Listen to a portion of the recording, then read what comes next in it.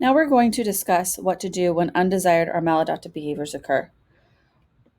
Reactive strategies are interventions used after the behavior occurs. They are consequences or reactions to a behavior.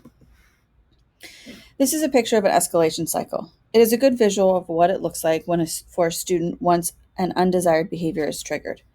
Instead of going through each of the 7 escalation cycles, I will reference 4 of the stages and talk about what to do and how to respond when a student is in that corresponding stage.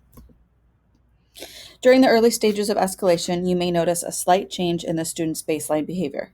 For example, a student may sit quietly and not follow your directions or verbally refuse to do his or her work. When you notice these changes in your student, you may want to consider to implement the following supports. Remind the student what he or she is working for and check in about the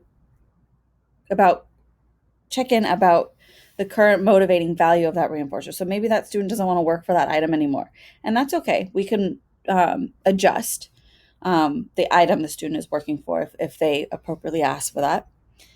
Also using first then statements, first work, then Chromebook. Just again, letting them know when they have access to their reward time. Offer or prompt a student to take a break and or ask for help.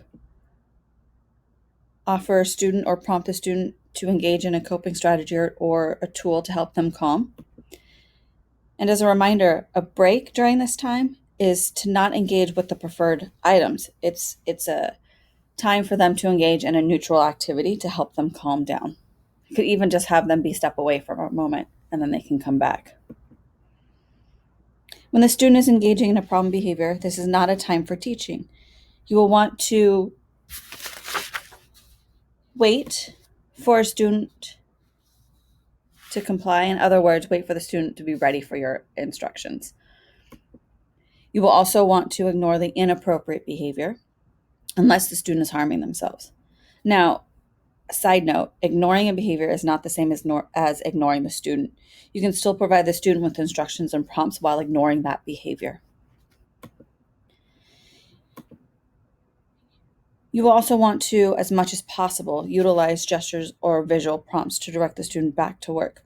When a student is engaging in an inappropriate behavior, their cognition has decreased. They are not able to process the information as quickly as they would when they were at baseline. It is always a good idea to decrease your verbal interactions with a student when they're engaging in a problem behavior.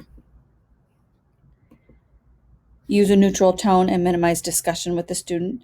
This includes bargaining, bribing, and introducing potential new reinforcers.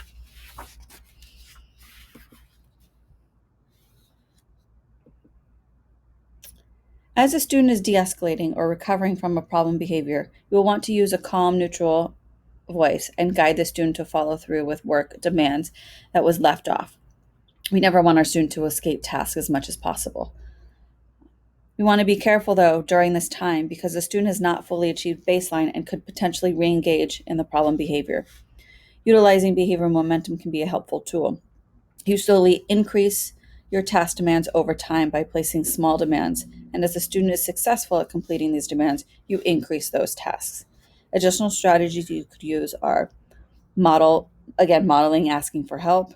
Upon seeking replacement behavior, deliver reinforcement. So as soon as you see the student engaging in something appropriate, you want to provide some sort of reinforcement or feedback that the student is doing something correctly.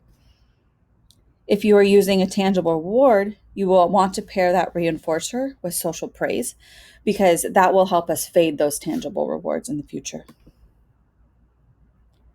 When the student is calm, reestablish rapport, remind the student the expectations, present visual schedules if appropriate, and move forward with the student's reinforcement system. Keep in mind, all students are different. Therefore, the way we respond to each student and their behavior will be different as well.